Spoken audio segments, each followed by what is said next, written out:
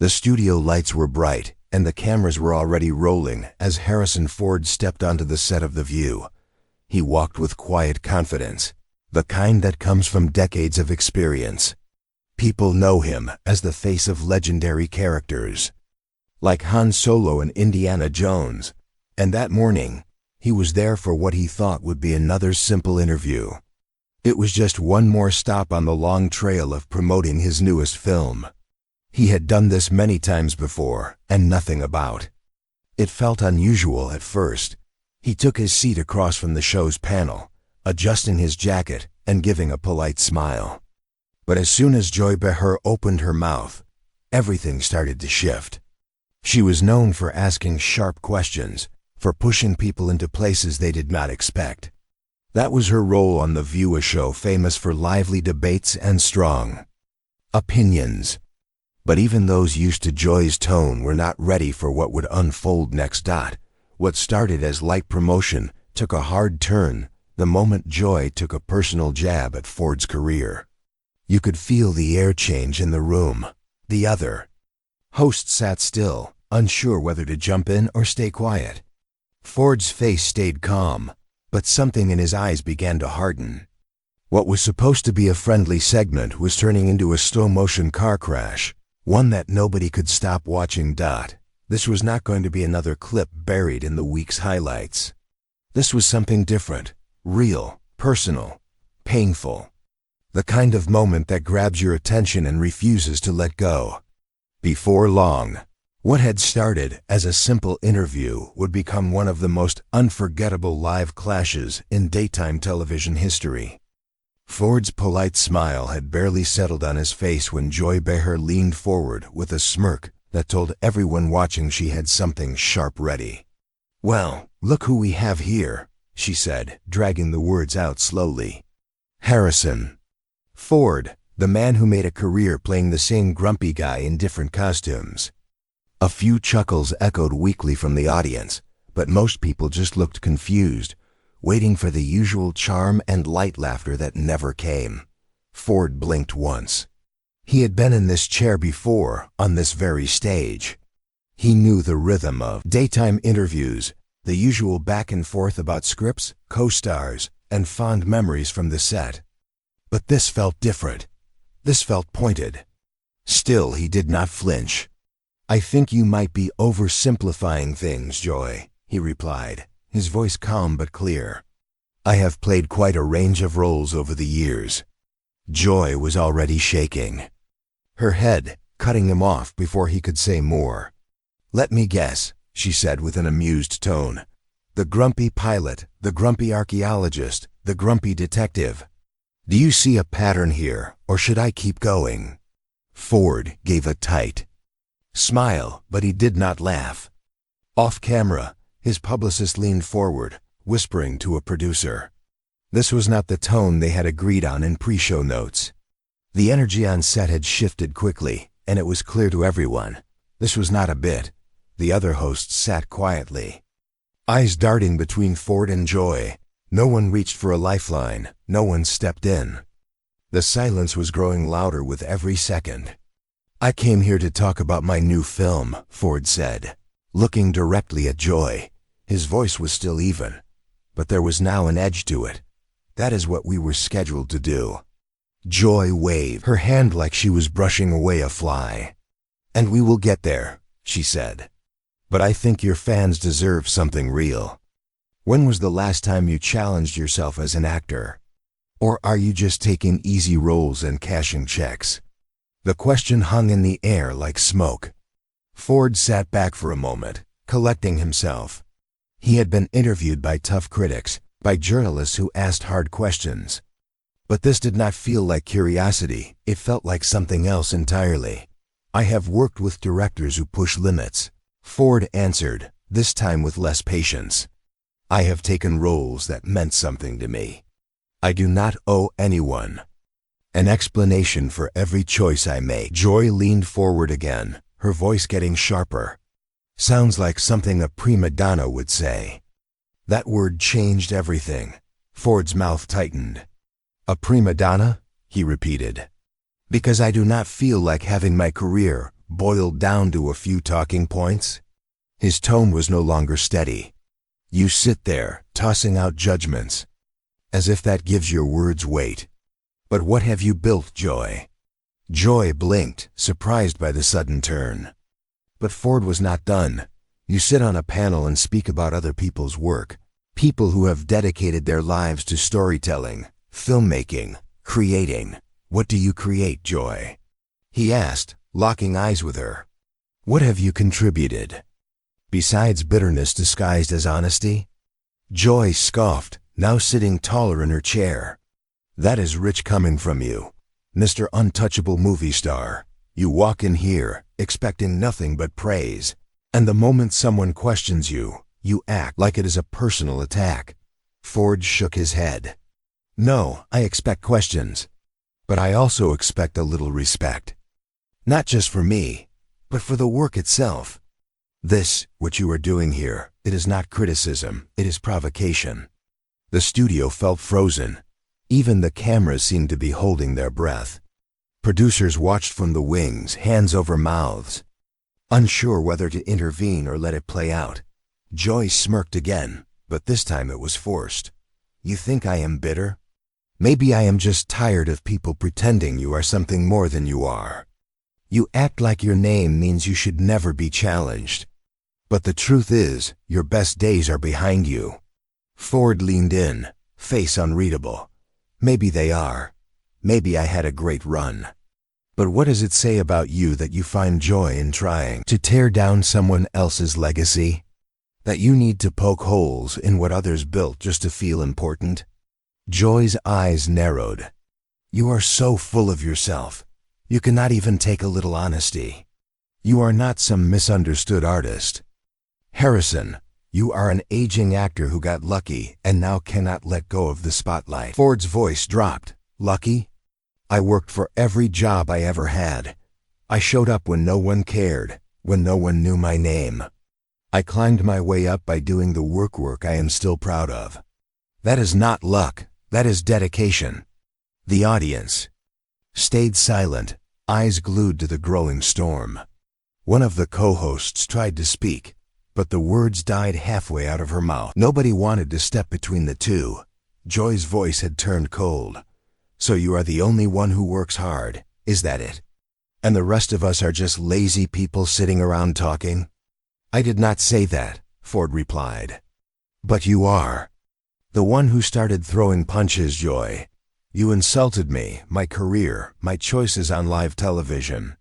You do not get to act shocked when I push back. Joy crossed her arms. I say what I think. If you cannot handle that, maybe you should. Stay off talk shows. Ford smiled, but it was empty. Then maybe you should stop pretending this is a talk show. Feels more like a firing squad. Gasps from the audience broke the quiet. That line hit hard. Even Joy seemed to falter for a moment, caught off guard by the sharpness of it. Ford leaned back in his chair. His body was calm, but his words carried a different weight now. You can dig into my film choices. You can laugh at the characters I played. But you crossed the line when you made it personal. This is not a conversation anymore. It is a performance. And I will not be your scene partner in whatever drama you are trying to create. Nobody clapped, nobody moved. Everyone on set was locked in the moment, watching what had turned into a collision between two people who had spent their lives performing. But this was not acting. This was something real, something raw. And it was far from over. Ford's words hung in the air like a heavy weight. The room felt smaller somehow, as if the tension had pulled the walls closer. No one moved, not the crew, not the audience, not the co-hosts who now sat frozen in their seats. Ford turned slightly, his voice no longer sharp, but slow and clear. Tell me something, Joy, he said. When was the last time you used this platform to lift someone up instead of dragging them down? Joy blinked, caught off guard by the shift in tone. She opened her mouth to respond, but Ford was not finished. This stage, these cameras, they reach millions. You could do so much good, But what do you do instead? You pick people apart. You take something that someone spent years building, and you break it down for a quick laugh. Joy laughed, but it sounded thin. You are trying to make this my fault? You came here with that ego of yours, expecting a standing ovation. And now that someone has called you out, you are crying about how mean the world is. Ford did not flinch. No, I am not crying. I am calling out the pattern. The way people like you use the word criticism as an excuse to be cruel. There is a difference between asking a hard question and trying to humiliate someone. Joy's smile twisted. You really think you are the only one who worked hard? You stand there judging me. But let us be real. You are a hypocrite. You act like you are some noble artist, but you are just another overpaid has-been chasing applause. That landed like a slap. Ford's jaw clenched, but his voice did not rise. I started with nothing. I was not handed anything. I worked construction. I did small roles in films nobody watched. I earned every step by showing up and doing the work. Not because I was loud. Not because I was controversial. Because I cared. Joy stood now too, rising to meet him like a challenge. You think that makes you better than everyone else? You think your past excuses your attitude now, that you get to judge me for what I do? I am not judging your past, Ford replied. I am looking at your present. I am seeing someone who spends every day poking wounds instead of healing them. Someone who hides behind a desk and calls it bravery. For a moment, something in Joy's expression cracked just slightly, a twitch of the eyes, a shift in her jaw. But it passed quickly. She raised her voice, trying to bury it. I ask real questions. People want the truth. They do not want to watch someone be coddled. Ford nodded slowly. Maybe. They do want truth. But there is a way to give it without turning it into entertainment at someone else's expense. You talk about truth, but you chase discomfort. You turn pain into a headline. He stepped closer now, not threatening, just unflinching. The way he moved was calm, but it had weight. This is not journalism, it is performance. You set traps and call it courage. You put someone in a chair, and then you strip them down piece by piece for the camera. That is not brave, that is cruelty dressed as content. The producer behind the cameras motioned again, urging someone to cut to commercial, but the control room held off. Everyone sensed they were witnessing something rare, something unplanned and unforgettable. Joy crossed her arms. So now I am the villain because I said out loud what everyone else is thinking. I said what you cannot accept, that your time is up. People are done with the grumpy hero routine. Ford let that settle. Before speaking, even if that were true, he said, what are you doing here that is any better? You act like the world handed me something and left you behind. But the truth is, you chose this. You chose to sit at that desk and throw stones. You chose to build your voice by stepping on others. Joy's tone turned bitter. You are addicted to being loved. You cannot stand someone challenging the fantasy people have of you. Ford's face softened, strangely. No, I am not addicted to being loved. I am used to being misunderstood.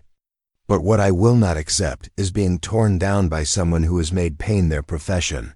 They stood inches apart now. Two lives shaped by very different choices, locked in a moment that had nothing to do with fame or film. It was something deeper, a mirror held up in front of both of them. Joy looked like she might say more, but Ford beat her to it. When was the last time, Joy, that someone watched this show and felt better after it? When was the last time a young person saw you speak and felt inspired? You say you speak truth, but all I hear is noise. The audience had fallen into complete silence. Even those who had come just to see their favorite actor now sat stiff in their seats, unsure how to respond. Ford turned slightly, as if preparing to leave. His hands were shaking slightly, but his voice remained calm. You can call me outdated. You can call me a has-been. But at least I tried to leave behind something people could feel proud of. At least I tried to build. Joy's voice was rising again. You are walking away because you cannot handle someone telling you the truth. You are weak. Ford turned back one last time, eyes fixed on her. No, I am walking away because there is nothing left to say to someone who does not want to. Listen, I came here hoping to talk about something I cared about. And instead, I had to defend my life to someone who only knows how to destroy. The final words were not shouted. They were not angry. They were almost sad. Ford took a slow breath and stepped away from the table, his shadow stretching across the studio floor as he walked toward the edge of the stage.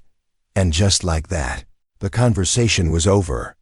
But what remained in the silence said more than anything either of them had spoken. Joy's voice cut through the silence like a blade, loud and desperate.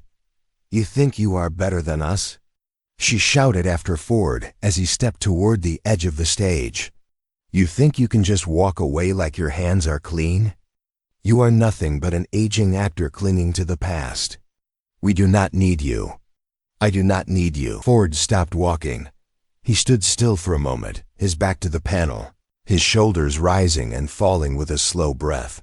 The room held its breath with him. Then, without rushing, he turned around.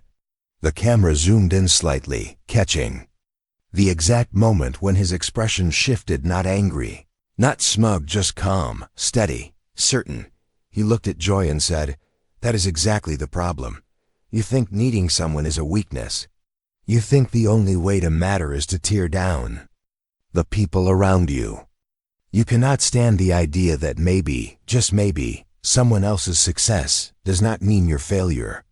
Joy opened her mouth, but nothing came out. Ford did not raise his voice. He did not move closer. He just spoke, each word like a stone landing on solid ground. I did not come here to argue with you. I came here to talk about a film I poured myself into.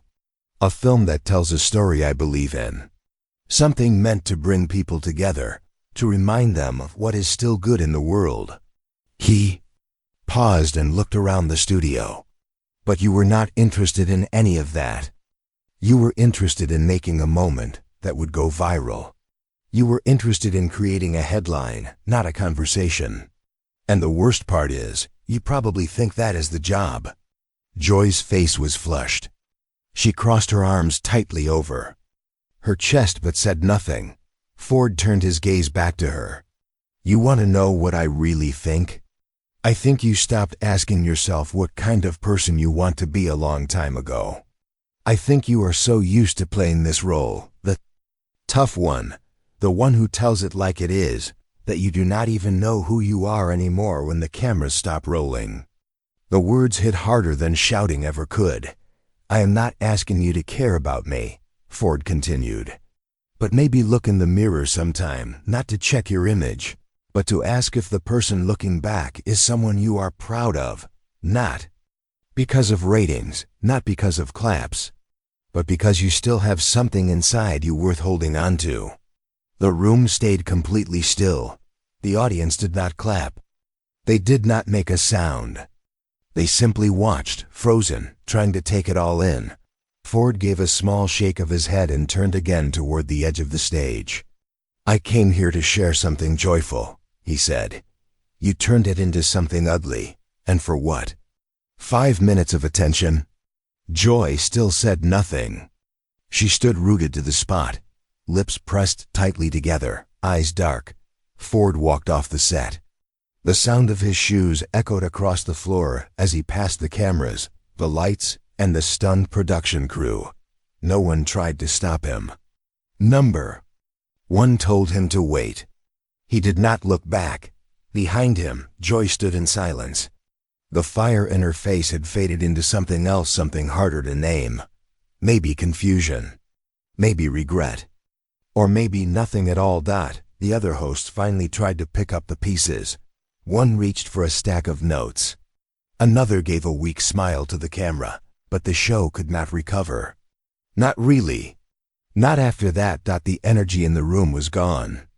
The spark that had once made the set feel alive had vanished. replaced with something colder, heavier. There were no jokes left to make, no clever transitions. Just a shared understanding that something serious had just happened, something real. The audience remained quiet as the show moved on. Some still looked toward the place where Ford had exited, waiting for someone to say what they were all thinking. But no one did. By the time the episode ended, the internet was already on fire. Clips of the confrontation were spreading across every platform. Viewers around the world watched the unfiltered exchange in disbelief. People were divided. Some called Ford brave for speaking out. Others said he had gone too far. But no one was ignoring it.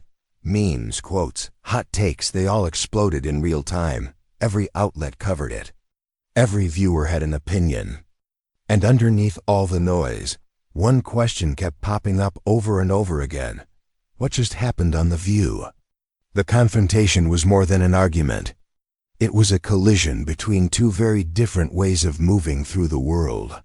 One built on careful work and quiet pride. The other built on sharp wit and public performance.